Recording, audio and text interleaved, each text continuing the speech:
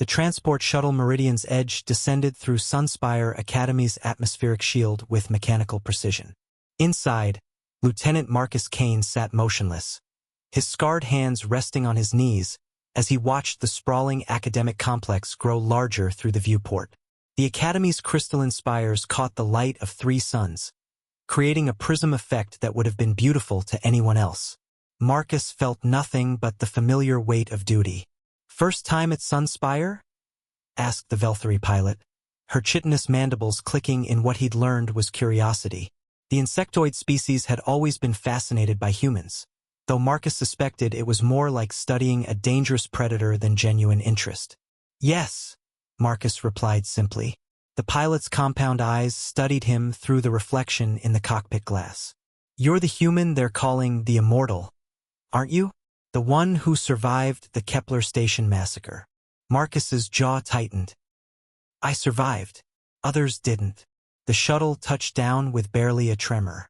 Through the viewport, Marcus could see the welcoming committee, a mix of species he recognized and several he didn't. At the center stood Headmaster Theron Vasquez, one of the few other humans at the Academy, though Marcus knew the man's reputation preceded him as a brilliant xenobiologist rather than a soldier. "Welcome to Sunspire Academy, Lieutenant Kane," Vasquez said as Marcus descended the shuttle ramp. "I trust your journey was uneventful?" "As uneventful as any journey can be when you're traveling through space that was recently contested by hostile forces," Marcus replied, shouldering his single duffel bag. A ripple of unease passed through the assembled aliens. They weren't used to such direct acknowledgement of danger, Marcus realized. Most Academy species came from worlds where warfare was theoretical, studied rather than experienced. "Yes, well," Vasquez cleared his throat. "Let me introduce you to your colleagues. This is Professor Kithara of the Ethereal Collective, our specialist in theoretical physics and consciousness studies." The being before Marcus was barely corporeal, a shimmering outline of what might have been a humanoid form. When it spoke, the voice seemed to come from everywhere and nowhere at once. "We have heard much about human resilience," Kithara said. "Your species' ability to survive what others call impossible circumstances is intriguing. And this is Dr. Zeph Thornfield, our xenobiology department head," Vasquez continued, gesturing to a tall, lanky human with prematurely gray hair and intense green eyes. "Lieutenant," Thornfield nodded. "I've read your medical files. Fascinating stuff. The human body's adaptation to extreme trauma is remarkable." Marcus didn't miss the clinical interest in the man's voice. "Doctor, Commander Vex of the Arcturian Defense Corps will be your liaison for tactical studies," Vasquez added, indicating a blue-skinned humanoid with silver markings across her neck and arms. Vex stepped forward, her movements precise and military. "Lieutenant Kane, your reputation precedes you. I look forward to learning from your unique perspective on survival." And finally, Vasquez said, "This is Naya Okafor, our human cultural attaché and student counselor." The woman who stepped forward was perhaps 30, with warm brown skin and kind eyes that seemed to see too much. "Welcome to Sunspire, Marcus. I hope you'll find some peace here." Peace. The word felt foreign to Marcus. Peace was what other people had. People who hadn't watched their entire unit die, who hadn't spent 3 weeks alone on a hostile world with nothing but their wits and an increasingly unreliable weapon. "Thank you," he said simply. As the group began to move toward the Academy's main buildings, Marcus caught sight of the students. Dozens of species mingling in the courtyards, their conversations a mixture of languages and communication methods. Some spoke in audible frequencies, others in complex color patterns, and a few in pheromone clouds that his modified combat suit filtered out. "The students know you're coming," Naya said quietly, falling into step beside him. "Some of them are curious about meeting a human who's seen real combat. And the others? Terrified," she admitted. "Most of these species have never encountered a Deathworlder before. Earth's classification as a Class 12 hostile environment isn't exactly comforting to beings from garden worlds." Marcus nodded. He'd expected as much. Throughout the galaxy, humans had earned a reputation as the species that thrived where others died, that found ways to survive in environments that would kill most other forms of life within minutes. "What exactly am I supposed to teach them?" he asked. "Survival," Vasquez said from ahead of them. "But more than that, you're here to teach them what it means to never give up, to find hope when everything seems hopeless. The galaxy is changing, Lieutenant. The threats we face are evolving. We need to prepare the next generation for realities that their home worlds can't imagine." As they entered the Academy's main building, Marcus caught sight of his reflection in the polished walls. The scar running from his left temple to his jaw was stark against his sun-weathered skin. His eyes, once bright with youth and optimism, now held the weight of too many losses. He was 32 years old and felt ancient. "Your quarters are in the faculty wing," Vasquez continued. "Classes begin tomorrow. You'll be teaching advanced survival techniques, combat psychology, and emergency response protocols. The curriculum is flexible. We believe in learning through experience here." "Good," Marcus said. "Theory only goes so far." As they walked through the corridors, Marcus noticed the way other faculty members and students alike seemed to give them a wide berth. Some stared with open curiosity, others with barely concealed fear. A few brave souls offered tentative greetings, but most simply watched from a distance. "They'll warm up to you," Naya assured him. "It just takes time." "Time," Marcus repeated. "That's something I have plenty of." But even as he said it, he wondered if that was true. The nightmares that had plagued him since Kepler Station showed no signs of fading. The guilt over surviving when others didn't ate at him daily. And now he was supposed to teach young beings how to survive when he wasn't entirely sure he knew how to live. As they reached his quarters, Vasquez handed him a datapad. "Your class roster and schedule. Take tonight to settle in. Tomorrow we begin." Marcus took the pad and nodded. "Understood." As the others departed, leaving him alone in his Spartan quarters, Marcus sat heavily on the bed and stared out the window at the Academy grounds. Somewhere out there, students from dozens of worlds were preparing for classes, probably discussing the legendary human who had survived the impossible. If only they knew that surviving wasn't the same as living. Marcus's first class was held in what the Academy called a practical learning environment, essentially a holographic simulation chamber that could recreate any conceivable scenario. As he entered the room, 23 students from 14 different species fell silent. He recognized most of the species types: the plant-like Sylvani with their photosynthetic skin, the aquatic nautilins in their mobility suits, the crystalline Resonari who communicated through harmonic frequencies, and several others. What struck him most was how young they all looked. Even the species he knew lived for centuries appeared to be in their equivalent of late adolescence.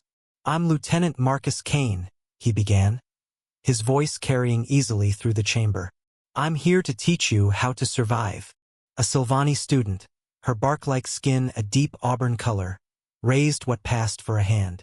"Sir, we've studied human survival techniques in our xenobiology courses. Your species' adaptations are well documented." "What's your name?" "Leora Ashworth," she replied, her voice carrying the musical quality common to her species. "Well, Leora, I'm not here to teach you about human biology. I'm here to teach you how to think like a survivor. There's a difference." Another student, this one a Nautilin whose name Marcus couldn't pronounce, spoke up through his suit's translator. "With respect, Lieutenant, most of us come from worlds where survival isn't a daily concern. What relevance does Deathworlder training have for us?" Marcus walked to the center of the room. "Computer, initiate scenario Alpha 7. The chamber transformed around them. Gone were the clean walls and soft lighting, replaced by the twisted metal corridors of a damaged space station. Emergency lighting cast everything in hellish red, and the sound of groaning metal filled the air. Several students instinctively moved closer together. "This is a simulation of the MSV Horizon's Edge," Marcus said, his voice cutting through the ambient noise. 3 months ago, she was boarded by Void Stalkers during a routine supply run. The crew had 15 minutes to evacuate before the ship's reactor went critical. He paused, letting the weight of his words sink in. Only 12 of the 47 crew members survived. Do you know why? A young ethereal, barely more than a shimmer in the air, spoke up. Superior firepower of the attackers? No. The Void Stalkers were outnumbered and outgunned. They should have been repelled easily. Equipment failure? Suggested another student. All systems functioned normally until the very end. Marcus began walking among the students, noting how they unconsciously backed away from him. All except one. A human girl who couldn't have been more than 19, with short black hair and intelligent dark eyes. The survivors had one thing in common, Marcus continued. They didn't panic. When the impossible became reality, when everything they trained for went out the airlock, they adapted. They improvised. They refused to give up. He stopped in front of the human girl. What's your name? Elena Vasquez, she replied without hesitation. The headmaster's daughter. Marcus nodded. Elena, you're from Earth. What's the first rule of survival? Don't die, she said simply. A few students made sounds that might have been laughter in their respective species. Marcus didn't smile. That's Rule 0, he said. Rule 1 is, hope is not a strategy. The chamber fell silent except for the simulated sounds of the damaged station. Hope will get you killed, Marcus continued. Hope makes you wait for rescue instead of rescuing yourself. Hope makes you conserve ammunition instead of fighting your way out. Hope makes you freeze when you should run.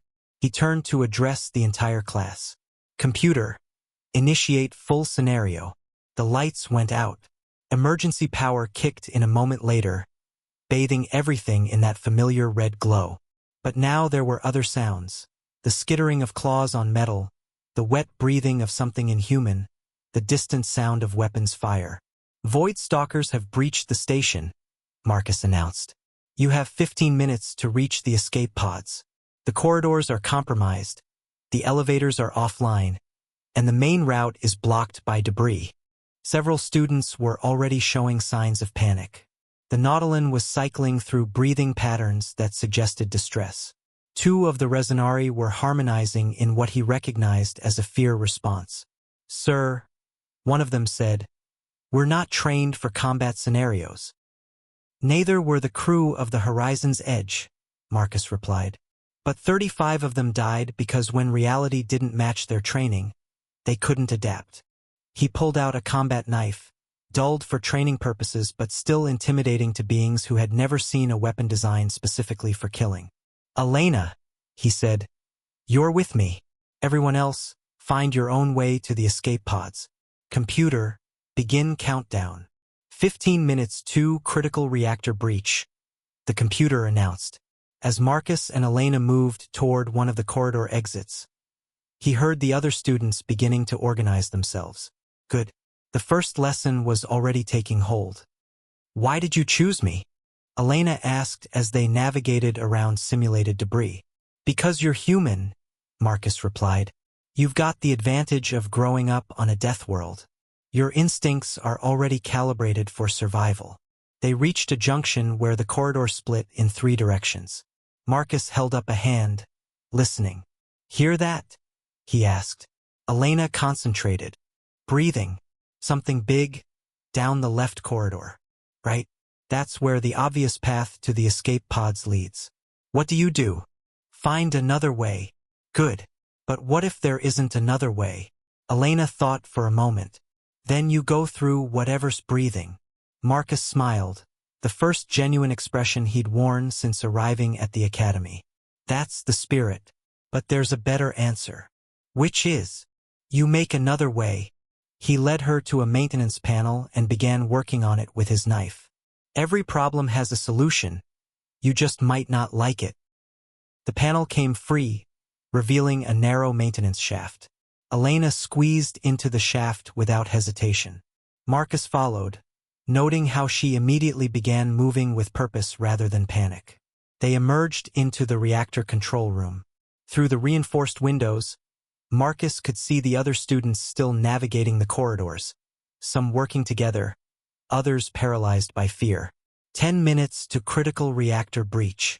From here, we can access emergency evacuation protocols, Marcus said, moving to a control panel. But doing so will automatically lock down sections where the other students are located. Elena's eyes widened. They'll be trapped. Yes, but we'll be safe. So what do you do? The question hung in the air like a challenge. This wasn't just about survival anymore. It was about what kind of person you chose to be when survival was on the line. I find a way to save everyone, she said finally. Even if it means risking your own life? Especially then. Marcus nodded approvingly. That's the difference between surviving and living.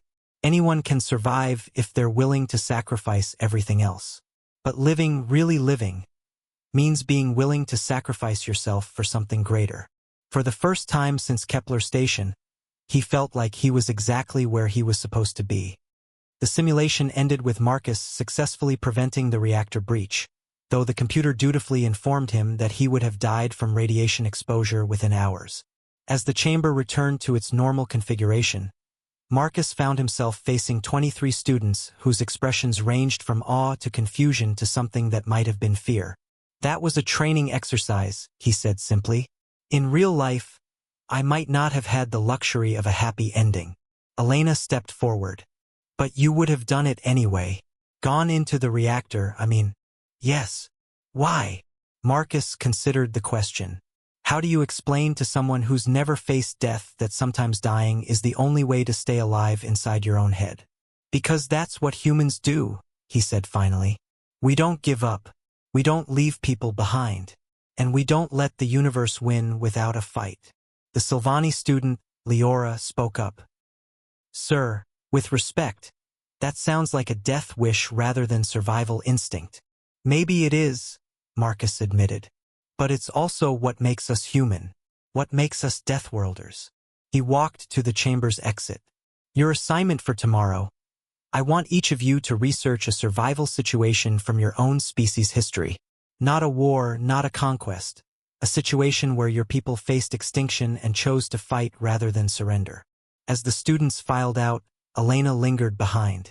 Sir, can I ask you something? Marcus paused at the doorway. Go ahead. The way you talk about humans, about sacrifice, it sounds personal. Like you're not just teaching theory. Marcus felt the familiar tightness in his chest. Everyone who teaches survival is teaching from experience. Elena. The question is whether they survived because they were lucky or because they were good. Which are you? Neither. I survived because everyone else died. That evening, Marcus sat in his quarters, staring at the data pad containing his students' files. Each entry included their species, home world, academic record, and personal history. What struck him most was how sanitized it all was. No mention of loss, trauma, or hardship. A soft chime at his door interrupted his thoughts. He opened it to find Dr. Naya Okafor holding a bottle of what looked like earth whiskey. Thought you might want some company, she said, and something to help you sleep. Marcus stepped aside to let her enter. Is this standard procedure for new faculty? Only the ones who look like they're carrying the weight of the universe on their shoulders. She settled into the room's single chair. Want to talk about it? About what? Kepler Station. The nightmares. The reason you volunteer for suicide missions in training simulations. Marcus poured himself a glass of whiskey, noting that it actually was from Earth. Specifically, from a distillery in Scotland that had been destroyed in the early days of the Void War. You've read my file, he said. I've read the official version. Lone survivor, held position for 3 weeks, single-handedly delayed enemy advance until reinforcements arrived. Very heroic. But I've also read the psychological evaluation reports. The ones that recommended you for therapy rather than teaching. Marcus took a sip of the whiskey. It burned, but it was a good burn, the kind that reminded you that you were still alive. And yet here I am. Yes, which makes me wonder what the real story is. Marcus was quiet for a long moment, watching the alien constellations through his window. The real story is that heroes don't survive, Naya. Heroes die in glorious last stands while the smart ones run away and live to fight another day. You didn't run. No, I didn't run. Why not?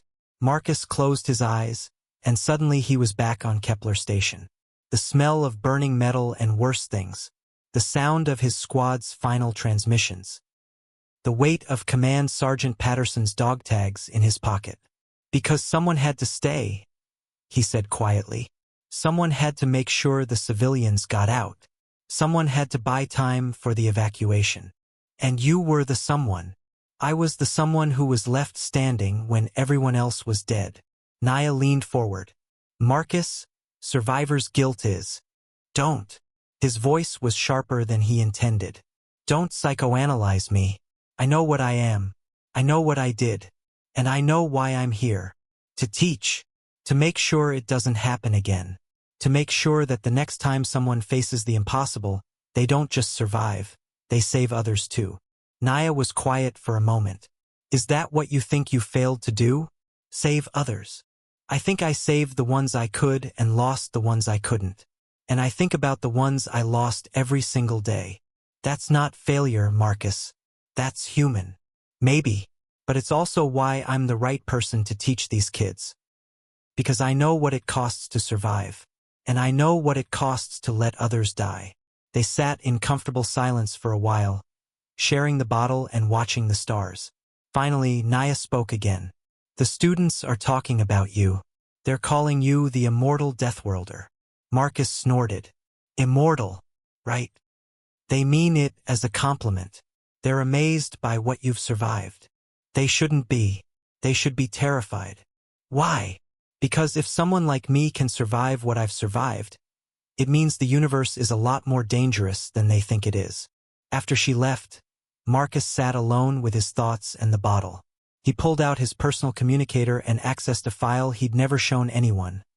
Audio logs from Kepler Station. Day 18, his own voice said from the recording.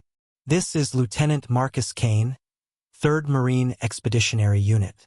If anyone receives this, the station is lost. We held them as long as we could.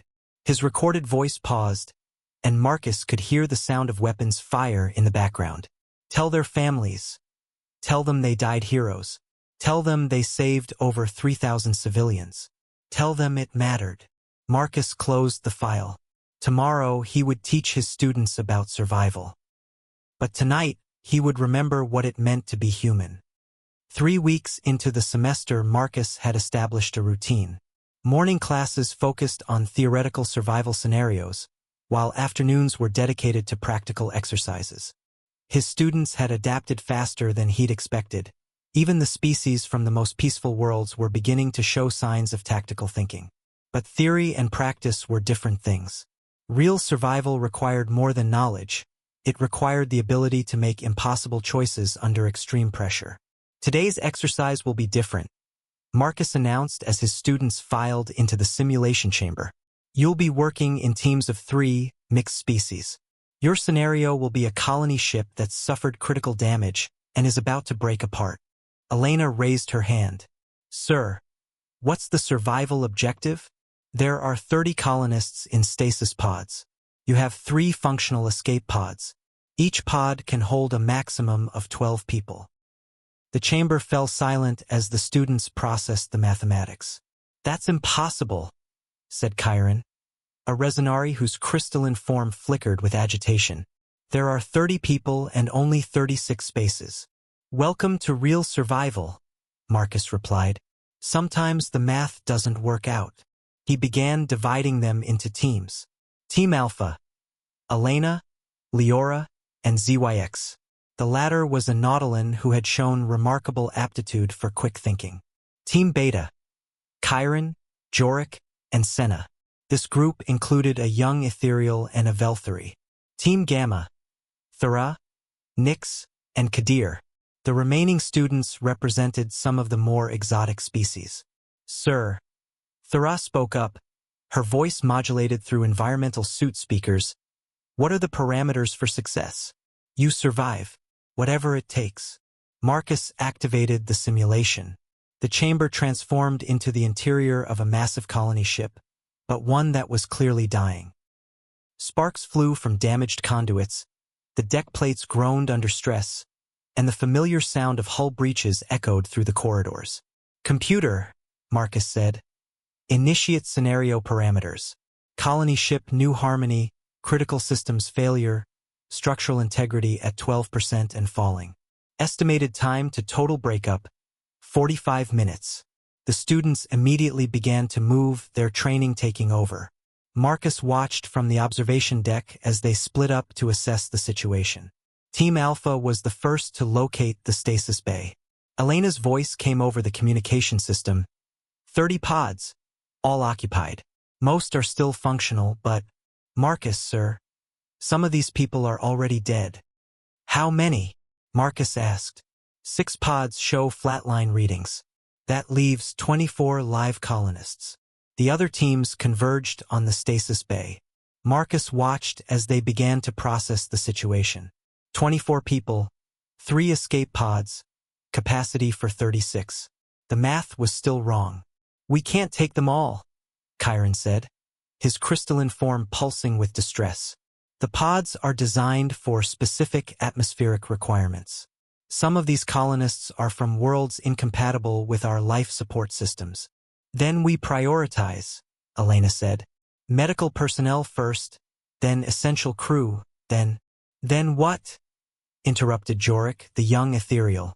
We play God? Decide who lives and who dies. That's exactly what we do, Elena replied.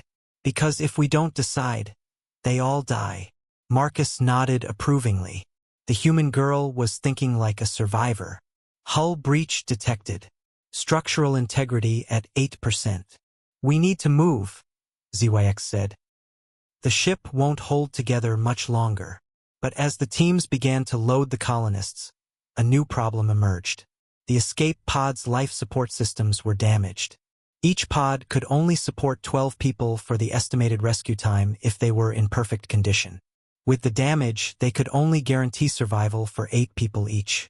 24 people, 3 pods, 8 people per pod, Senna said, her voice tight with stress. That's exactly 24. We can save them all. What about us? Thera asked quietly. The question hung in the air like a death sentence. To save all the colonists, the students would have to sacrifice themselves. Marcus watched as his students grappled with the implications. This was the real test. Not their ability to survive, but their willingness to sacrifice themselves for others. There has to be another way, Leora said, her bark like skin darkening with stress. Or we accept that sometimes there isn't another way, Elena interrupted. Sometimes the only choice is who dies. Structural integrity at 4%. Catastrophic failure imminent. The teams began loading the colonists into the escape pods. Marcus watched as each student made their choice. None voiced it aloud, but their actions spoke clearly. They were prepared to die to save strangers. But then something unexpected happened. Kadir, the plant-fungus hybrid, spoke up. Wait, he said. I don't need oxygen. My species survives on methane and trace minerals. I can remain conscious in vacuum for short periods. What are you suggesting? Elena asked. I can survive in the ship's cargo bay. If rescue arrives within 6 hours, I'll be fine. That gives one more spot in the pods. That's still not enough, Chiron said. I can enter a hibernation state, Thera said. My species can survive in minimal atmosphere for extended periods. I can share a pod with others and use almost no resources. One by one, the students began to offer solutions based on their unique physiologies. The Nautilin could survive in the ship's water recycling system. The ethereal could exist in a near-incorporeal state that required minimal life support. This is what survival really looks like, Marcus said over the communication system. Not just enduring, but adapting. Using everything you have, your species' unique abilities, your intelligence, your willingness to sacrifice, to save not just yourself, but others. In the end, they saved everyone. The colonists were loaded into the escape pods with optimal life support, while the students found creative ways to survive using their diverse abilities and the ship's remaining resources. Escape pods away. Simulation complete. As the chamber returned to normal, Marcus looked at his students with something approaching pride. They had passed the real test, not just survival but the willingness to put others first. Congratulations, he said. You've learned the most important lesson in survival. Sometimes the only way to win is to change the rules. Elena stepped forward. Sir, what if we hadn't found alternative solutions? What if we'd really had to choose? Marcus met her gaze. Then you would have made the same choice you made today. You would have saved the colonists. How can you be sure? Because that's what makes you worthy of survival. Not your ability to endure, but your refusal to let others die for your sake. These students would face the darkness someday. But when they did, they would remember that survival wasn't about being the strongest or the smartest. It was about being human, even when you weren't human at all. The attack came without warning. Marcus was in the middle of a lecture on psychological warfare when the Academy's defense grid lit up like a festival. Through the classroom windows, he could see the familiar blue-white flashes of energy weapons cutting through the night sky. "Everyone down!" he shouted. But his students were already moving. 3 weeks of training had honed their reflexes to a razor's edge. The lights went out. Emergency power kicked in a moment later, bathing everything in red. Marcus's combat instincts took over completely. "Computer, identify attackers," he called out. "Unknown vessels. Stealth configuration. Hostile intent confirmed. Unknown vessels with stealth capability." That narrowed it down to 3 possibilities: Void Stalkers, Shadow Confederacy, or something entirely new. None of the options were good. "Sir," Elena said, her voice steady despite the chaos outside. "What are our orders?" Marcus looked around the classroom. 23 students from 14 different species, none of whom had ever faced real combat.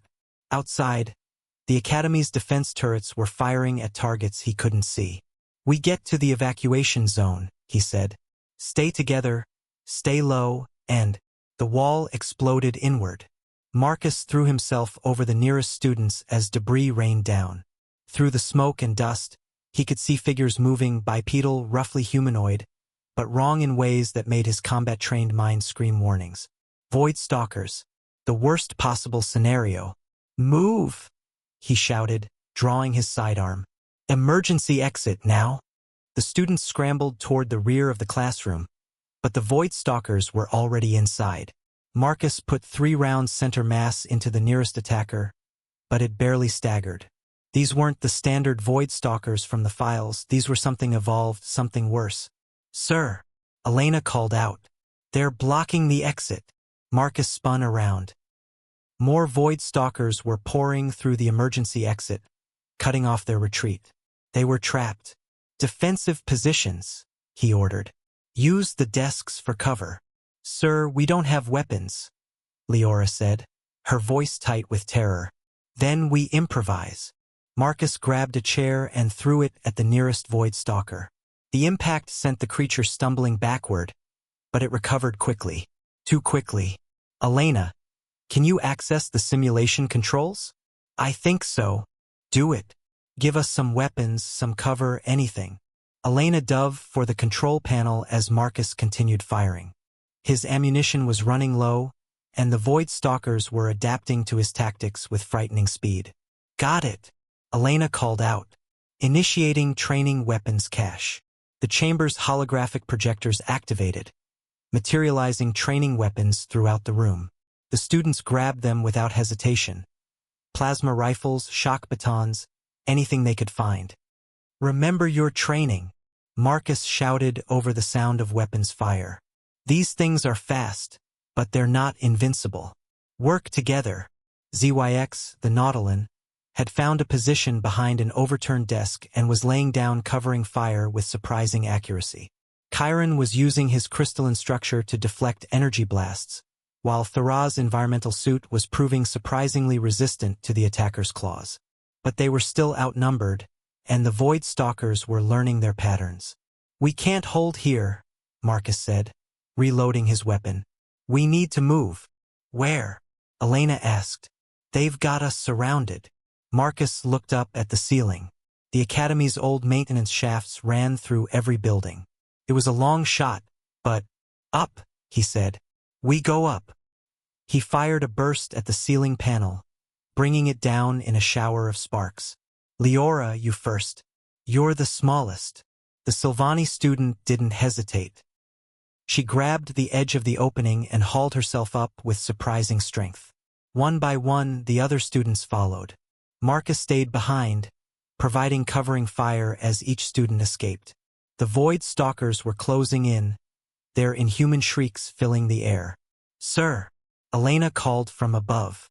"Come on! Go!" Marcus shouted back. "I'll hold them." "No!" Elena dropped back down into the room, landing beside him. "We don't leave people behind.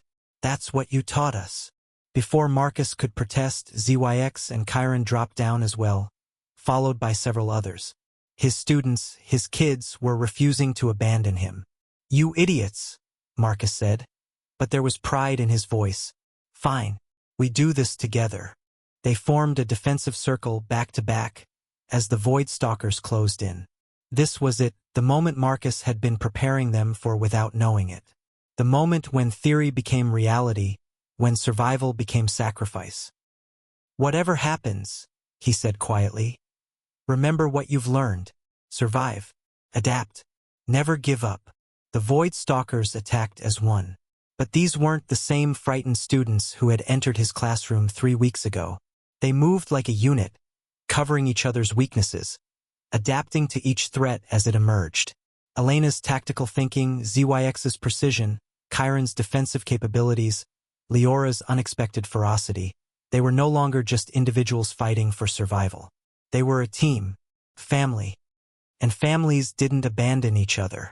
The battle raged for what felt like hours but was probably only minutes. When the Academy's security forces finally arrived, they found a classroom full of unconscious or dead Void Stalkers, and a group of students standing protectively around their wounded but alive instructor. "How?" Headmaster Vasquez asked later, as medics treated Marcus's injuries. Marcus looked at his students, battered, exhausted, but alive. All of them alive. "They learned what it means to be human," he said simply. "Even the ones who aren't." For the first time since Kepler Station, Marcus felt like he'd accomplished something that mattered. He'd taught them to survive. But more importantly, he'd taught them to live. And sometimes that made all the difference.